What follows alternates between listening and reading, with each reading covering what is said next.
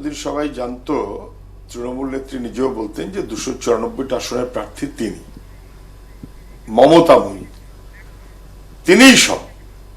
এখন বোঝা গেল যে মমতা ব্যানার্জিকে বিক্রি করতে মমতা ব্যানার্জি নিজে পারেন না, অন্যদের তো কোন ছাড়। মমতা ব্যানার্জিকে বিক্রি করার জন্য দায়িত্ব দেওয়া ছিল সুব্রত বক্সিকে, সুব্রত বক্সি ফেল করেছেন। তাহলে মমতা ব্যানার্জি 294টা আসনের প্রতিনিধি, এই এতদিনের কথাটা কি মিথ্যে বলা হতো? মমতা ব্যানার্জি নিজের যোগ্যতায় জিততে পারবেন না, তাকে জেতাবার জন্য দায়িত্ব দেওয়া হলো সুব্রত বক্সিকে, এবং সুব্রত বক্সি ফেল করেছেন। সুব্রত বক্সি এমন মুখপাত্রের কথায়, যিনি সভাপতি হিসেবে মুখ্যমন্ত্রীকে জেতাতে পারেন না, যার ডাকে এমএলএ পর্যন্ত সভায় হাজির হয় না।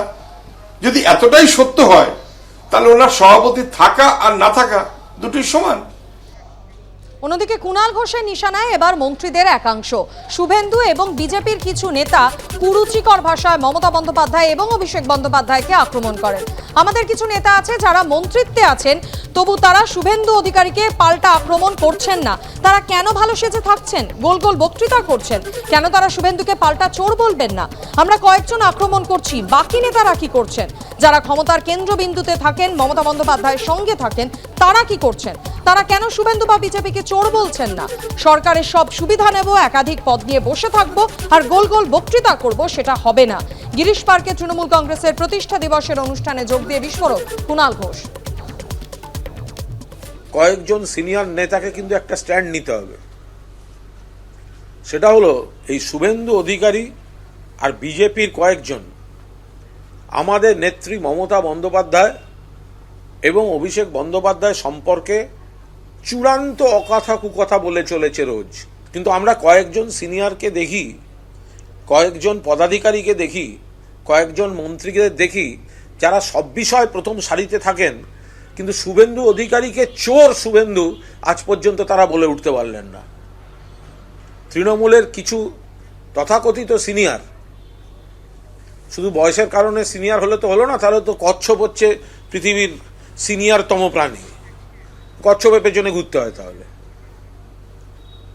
তার সঙ্গে তো মস্তিষ্ক বলে একটা ব্যাপার থাকবে।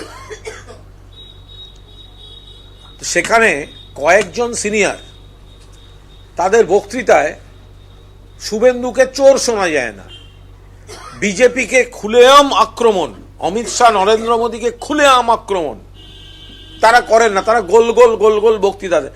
আজকে 1 জানুয়ারি আগে শপথ নিন, অভিষেক তৃণমূলেই আছে, তৃণমূলে থাকবে, তৃণমূলের নেতৃত্ব দেবে এবং মমতাদির পরে মুখ্যমন্ত্রীও হবে। কিন্তু তারা আগে মমতাদিকে যারা শ্রদ্ধা ভক্তি দেখাচ্ছেন, রিসেন্ট একটা বক্তৃতা দেখান, তারা দাঁড়িয়ে মঞ্চের সামনে শুভেন্দুকে যে ভাষায় শুভেন্দু আক্রমণ করছে সেই ভাষায় তার জবাব দিয়েছেন। কেউ দিচ্ছেন না। কয়েকজন মন্ত্রী একাধিক পদ নিয়ে বসে আছেন, বিভিন্ন অনুষ্ঠানে তাদের দেখা যায়, মুখ্যমন্ত্রীর সঙ্গে দেখা যায়, আর শুভেন্দুকে গাল দেওয়ার বেলায় শুধু আমরা 2-4 জন। তারা কেন দেবেন না? দল থেকে সব পেয়েছেন।